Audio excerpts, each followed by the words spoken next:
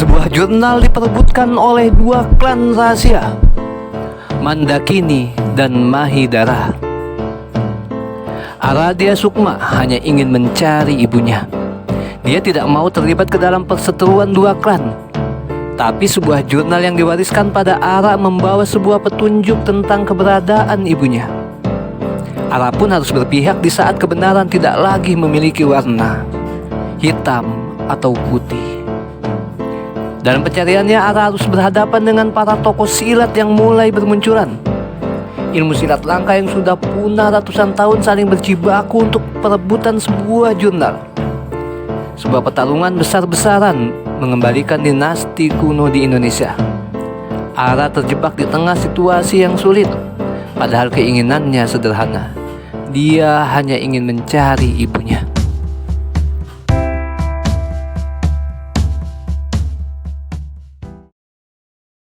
Satu, dua klan. Juni 1990. Bandar Udara Hussein Sastra Negara. Deru kendaraan bermotor memasuki areal parkir. Kecepatannya memburu, berpacu dengan mobil-mobil yang melintas di sampingnya. Sautan klakson mobil dan teriakan sopir yang marah kepadanya tak dihiraukan. Setelah menemukan tempat kosong untuk motornya berparkir, dengan langkah cepat, pengemudi yang ternyata seorang pria itu bergegas menuju terminal keberangkatan. Tas ransel belakangnya semakin berguncang setelah langkah cepatnya berubah menjadi berlari. Di depan layar boarding bandara, pria itu serius mengamati jadwal keberangkatan hari ini. 45 menit lagi. Wajahnya gelisah melihat jam di tangan kirinya. Matanya mengitari sekitar, mencari sosok yang lagi butuh bantuannya saat ini. Tadi malam uaknya memerintahkannya untuk menolong seorang bayi dengan ibunya yang bernama Wardani. Pertolongannya seperti apa pria itu tidak banyak bertanya. Biasanya detail perintahnya akan menyusul kemudian. Mengetahui sebuah nama tanpa mengenal sosoknya adalah hal tersulit di keramaian. Hanya bermodal foto buram di sakunya. Yang bisa dilakukannya hanyalah menunggu seseorang menegurnya saat ini. Yang penting arahannya jelas. Menunggu di depan papan keberangkatan.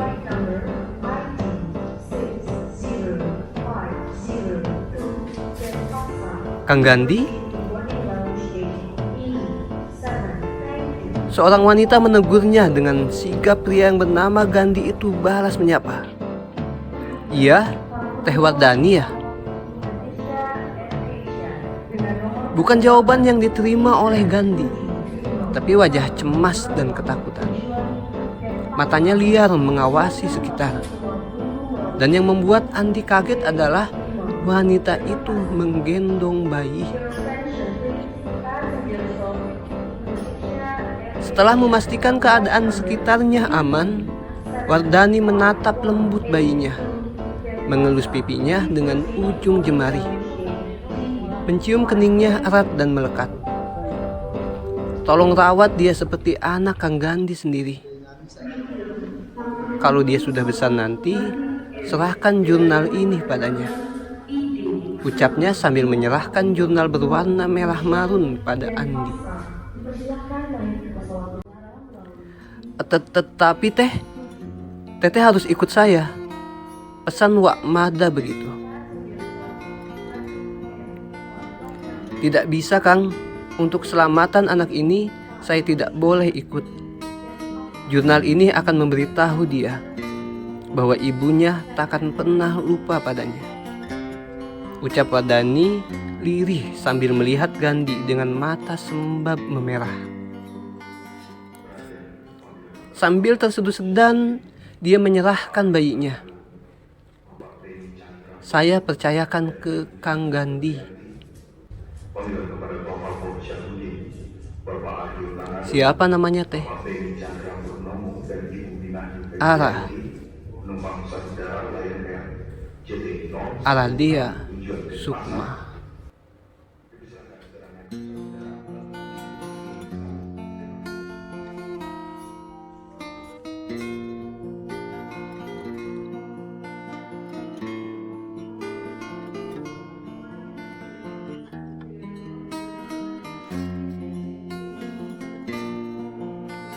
Saya harus pergi sekarang, ucap Wardani sambil mencium kembali bayinya, lalu bergegas pergi meninggalkan Gandhi.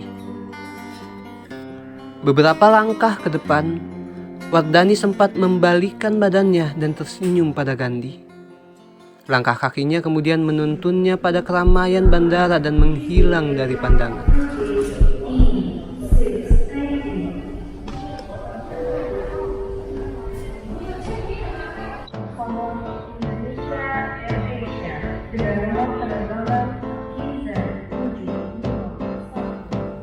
Sudah berjam-jam ia berada di luar. Hatinya masih terus berdebar ketakutan. Akhirnya ia berganti pakaian, kaos dengan kardigan hitam beserta penutup kepalanya, mengenakan celana pendek dan sepatu kets.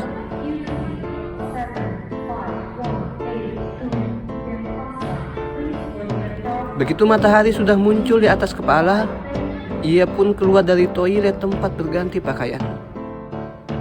Ia berjalan cepat menyusuri trotoar jalan hingga ke gerbang masuk bandara. Tadinya ia ingin jalan melambat saja agar tidak dicurigai sebagai pihak yang diburu. Tapi pemburu bukan lagi melihat sebuah mangsa, tapi arah angin yang mencium keberadaannya. Dua orang pria menyadari kehadirannya. Kecepatannya berjalan tidak lagi berguna. Ia lalu berlari sekencang mungkin menghindari kejaran dua pria tersebut. Naas baginya, sebuah mobil mini jeep sudah menunggunya di luar. Dengan sedikit kecepatan berbelok ke kanan, Wardani terhalang dan menahan laju tubuhnya berlari. Dengan mudah dua pria di belakangnya menyusul dan menangkap kerah lehernya. Wardani didorong paksa ke dalam mobil dengan pintu yang sudah siap terbuka. Dengan hentakan keras pada kedua kakinya di pintu mobil, pria yang menahannya di leher terdorong ke belakang dan jatuh ke aspal secara bersamaan.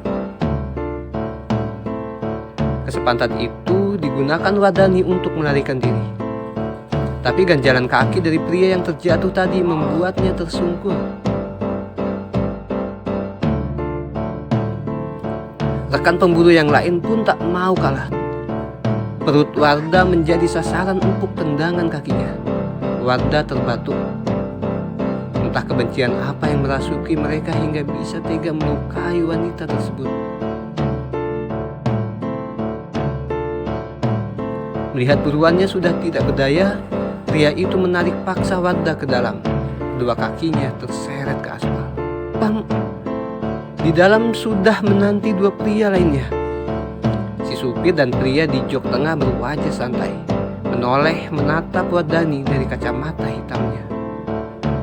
Wardani balas menatap, matanya menyiratkan kebencian yang mendalam. Warda, kalau saja kau tidak dekat dengan si Nuhun, sudah kucongkel keluar matamu dari dulu. Wardani mengeram. Tangannya masih bertahan kuat oleh pria di samping kirinya. Sebenarnya dengan hentakan kepala ke belakang, hidung pria ini bisa patah. Tapi pria berkacamata hitam itu dengan cepat mengambil dagunya dengan kasar.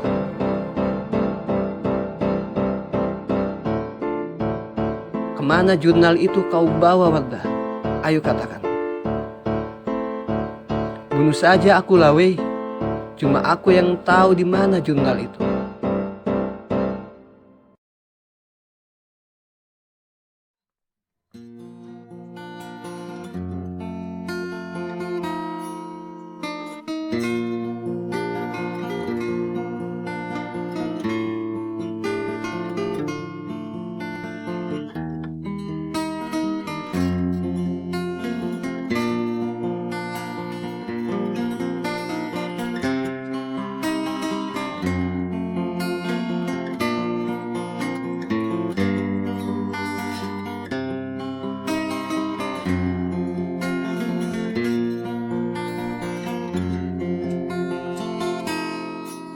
Saat ku pandang potretmu, seakan kau berpaling, meninggalkanku diri yang sedang pilu,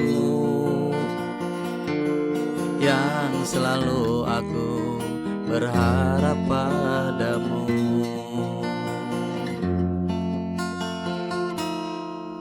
Kini kau telah pergi, meninggalkan diriku, tanpa kau ucapkan salah dan dosaku. Hingga kini kau meninggalkan